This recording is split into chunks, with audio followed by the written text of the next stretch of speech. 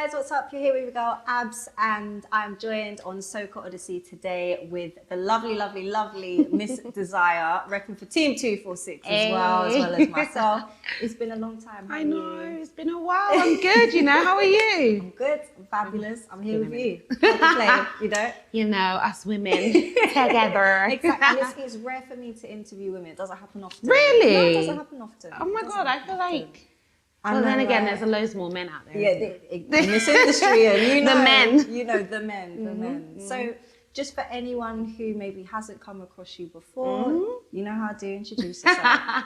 So, hey guys, I go by the name of Miss Desire. I've been singing soca since forever, but officially since 2008.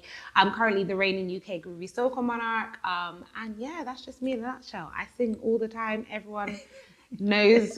I feel like everybody pretty much knows who I am, but if you don't know who I am, I'm Miss Desire. I'm a UK soca artist and I've been singing for years. Listen, just in case, some people be under a rock sometimes. I know. So. When we had the Carnival Slayers interview, yes. I was very interested to see that someone had put on the comments like, I didn't even know that they had UK groovy or UK soca artists or females or listen. It was a comment, and I was like, that's so weird. No, I didn't know before, but wow. I think it's because growing up, the area I grew up in, you weren't gonna hear no soca. No, I'm saying no soca. So it's as you grow up, you know what I mean. You start to find yourself and stuff. But I don't know. Is it a case of people don't know that we are from the UK? Like, in my mind, I'm like, is it people hear the music but just don't assume that we're from the UK, or they just really just don't know? No, they just really don't know. They just really don't know. Trust me. But we hope eventually we'll be changing the narrative. With like the Soca Cypher that was done. I don't even know when that was, before lockdown, I guess, and stuff. So we're getting there. We're getting there slowly. Hopefully. For sure. But tell us just briefly about your journey from 2008 to now, for anyone who doesn't know. Wow, that's been a while. I mean, when I first started singing soca, well, let me start from the beginning. I started off doing like music and performing arts when I was 6. So I was always in that kind of theatre performances, kind of doing TV, the BBC's, ITV, all of that kind of stuff. And then when I kind of got into my teens, I was more interested in like R&B, and like I wanted to be Whitney and Mariah Carey and the Beyoncés. That's who we had at that time. So I was really interested in that. But of course, my family's from Barbados, so I used to go to, well, I still do. I go to Barbados every year for summer holidays. And at that time, that's crop over time. So festivities was happening, and to me it was never anything different. You go every year, you hear soca, and it was just normal to me. But I never used to go out. So like my family was very Christian, so it was very much in Barbados. When we went down for the summer in Barbados, like my family was very Christian. We just kind of used to do church a lot. So it wasn't until I was about maybe 17 that we was allowed to go to like one show, Cobbler Pot. Showing my age, like, y'all watching this. We used to have Cobbler Pot, and I went, and I remember seeing Alison Hines, and I was like, who is this? Like, what? Like, I had knew who she was. Obviously heard her music all the time on the radio when I was in Barbados. I hadn't seen her in person. But I hadn't seen her like physically in person. And I was just in awe, and I was like, I want to do this, like whatever this is, I want to do this. I came back to the UK that kind of September. Couldn't really find anybody because at that time it was like, there was soca music here, but it was just more like the parties. It wasn't like no one was fully invested in doing it. So when I kind of like done my research, I reached out to Blood from Square One. Okay. I kind of reached out to him and I was like, Blood, I really want to do what Alison Hines does. And Did you know him personally then? I had known him from seeing him around. So like I had seen him around because when I was in Barbados, obviously I sang. So I used to do a lot of backing work, and I used to do stuff with like Kurt Brown and stuff like that. But I never knew like everybody. It was more kind of like that R&B vibe that I would have been doing. So I had known him from just like seeing him out. Barbados is really small. So I had reached out and I was like, I really want to do this. And at that point in time, he was producing and he was writing and he was like really giving the youngsters a chance. So yeah, he was just like, well, if you want to do it, like, I have a rhythm, jump on it. And that was that. Okay. Literally. And then since then, I haven't really looked back. Okay. Well, boy. I mean, it's changed quite a bit. And this is coming from me who hasn't been on the scene that long. It's changed. It's a very different ball game. We've got like a good handful of soca artists now. I mean, don't get me wrong. When I started, there was Chardonnay, Scrappy, Soca Johnny was around. But that was like primarily it. There wasn't too many of us. The Calypsonians were strong. Like there was always Calypsonians, but they wasn't doing soca. So, you know, it's only a really small handful. And I would say maybe 3-4 years into me doing UK soca is then when I started seeing other people emerge out. So I see. All right. And then going from 2008 up until now, just briefly, how has that journey been for you? Well, well, that's been interesting. I feel like I had to learn a lot on the way. Obviously, when I first started singing, it was a different ball game. Music wasn't as digital as it was now. Social media wasn't really a thing. It was more about getting shows. Everything, your perception was your performance. People didn't really evaluate you online because you really didn't have an online presence like that. You had Facebook, but people took Facebook more like family and friends. This was before we had, you know, you will have your profile for your artist profile. This is before then. So yeah, it was more a case of how you presented on stage is how you was, like how people perceived you. So that point, it was all about the grind, all about hustling, all about getting the shows, being forefront, like really traveling, trying to get to every carnival, being at like every single place, because you cannot just post something and be everywhere, like, you know what I mean? So it was different back then. But as obviously things progress, I think I always say it's a catch-22 because digital world is great, but it also is like a hindrance sometimes because obviously this digital world makes people just, you can seem bigger than you are depending on what, like. Oh yeah, what you, do you know what I mean? How you put yourself across. But that kind of, I would like to say that helps. It helps, and it's like a help and a hindrance at the same time. So, you know, you could just be on a hype just because you might have like a novelty at that moment in time. You know what I mean? So it's a different kind of stance on that.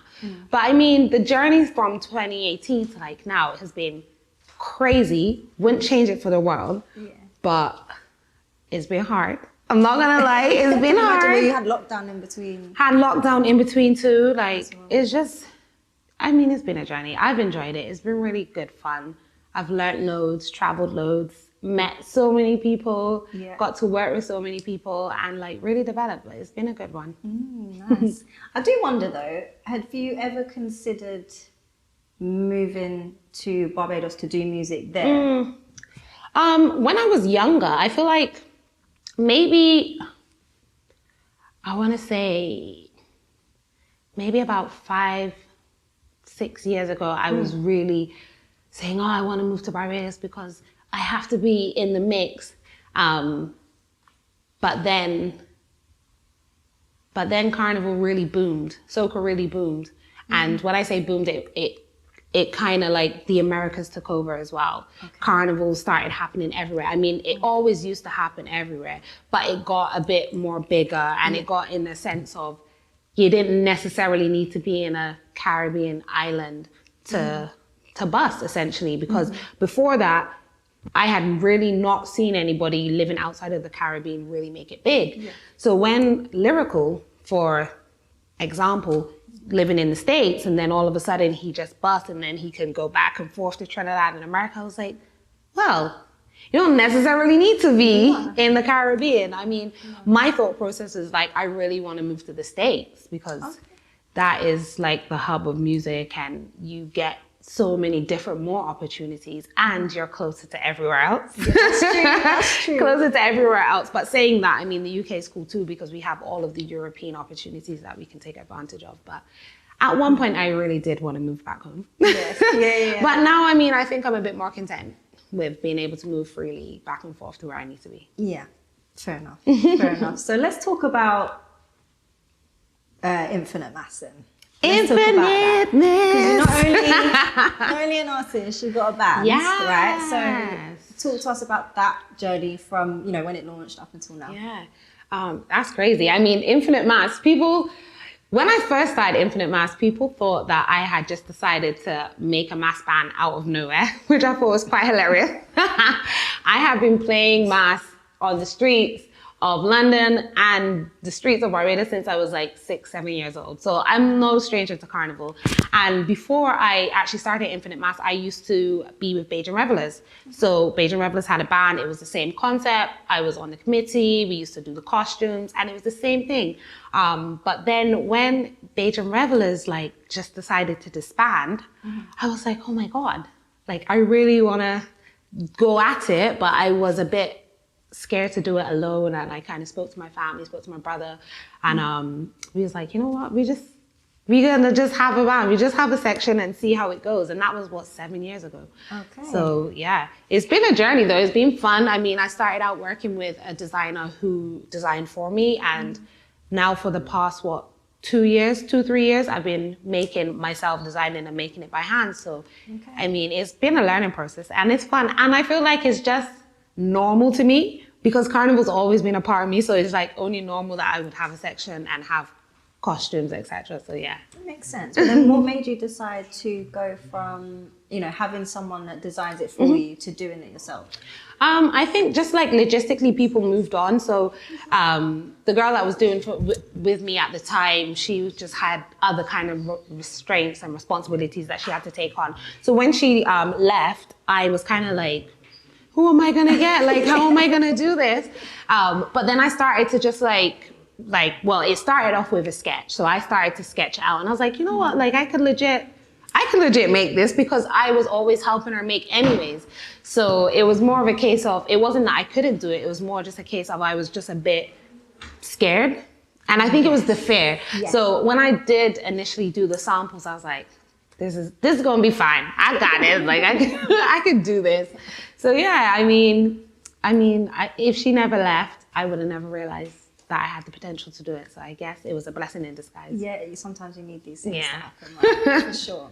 So talk to us then about that I think it would have been 2020. Did you launch that year or you didn't get to launch? Okay. I was one of the lucky I was one of the lucky ones. So we was going to launch that May. If like our band launch was March. Our band launch was March the 20th of 2020. Okay. But because like 2 weeks prior or whatever it was, is they had the announcement of work from home, we decided to postpone. But we was gonna still launch, and then there was like talks about virtual launches, etc. But then obviously it just looked like it was like a big long lockdown. So I decided not to. And I did see like other sections and other bands, they did launch because obviously people did think that we would still be having Carnival, but I didn't. I was just like, I thought lockdown was gonna be like 3 weeks. I swear to God. I know, me too. I like came home and I was like, yeah guys, see you in 2 weeks. See you in 3 weeks. But no, I didn't launch in 2020.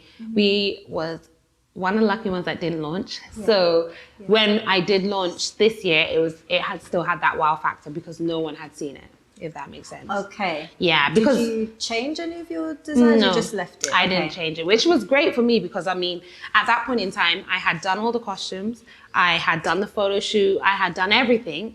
So it was just a case to launch. But I feel like, I mean, it would have made a difference, to be fair. If you launch, then you launch, you just kind of bring it to this year. But I just felt like because we still got to have that wow factor of, oh my God, these are new. And you know what I mean? Like people would know that there was from 2020, but because you ain't seen it, it's going to seem new to you at this point. So Makes sense. Now, why did you decide to do a virtual launch this time around and I've noticed some bands have done that rather than doing it in person. So what is it? I don't know, I think, logistically it's easier to do it virtually. Yeah. Very much more easier. I mean, I don't know. I mean, I'm part of Chocolate Nation, and we've got 7 sections in our band anyways. So trying to coordinate everyone's free time to be available on said day and then still get a venue and still get this and still get that, it was a lot.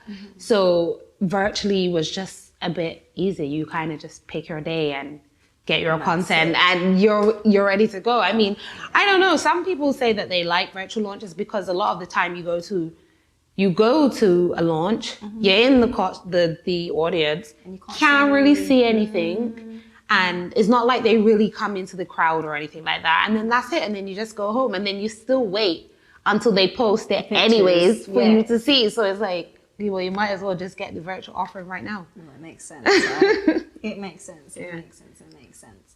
Just for clarity, because I know some people, including myself, are waiting for Chocolate Nation to launch more like costumes and sections and things. So if you are able to, can you just clarify for us, you know, like when we're going to see more of them? Or I don't know. Girl, I don't know. No, to be fair, every section, everybody in Chocolate Nation is their own independent section. So that would just literally be on each section to figure it out. But from the conversations that I've heard, it should be like this month. It should be either like April, May latest. It's not going to be anything too long. It was just more a case of people, you know, it was all just kind of deciding on whether people wanted to do a virtual launch or a physical launch. And because it was just taking so long, I was like, I'm gonna just launch. Because